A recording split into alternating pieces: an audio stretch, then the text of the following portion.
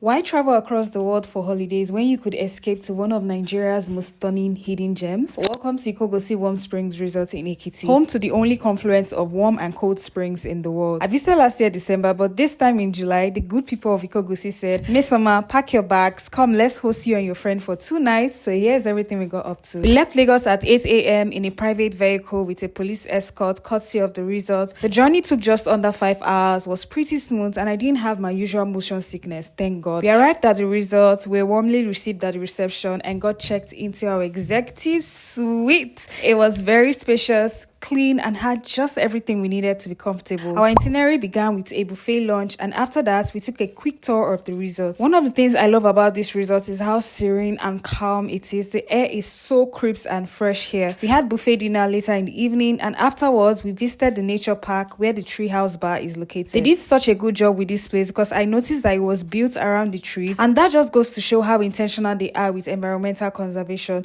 We had a few drinks and called it a night. We started off the morning on the second day with a hike. The hiking trail was beginner friendly, and even though we were out of breath when we got to the top, the view made up for it. We also visited the springs shortly after with our tour guide, who gave us a brief history of the springs. Breakfast followed immediately after, and we went into rest. Later in the afternoon, I checked out their new basketball court and shot a few hoops, and yes, I got one in. If you don't believe, rest.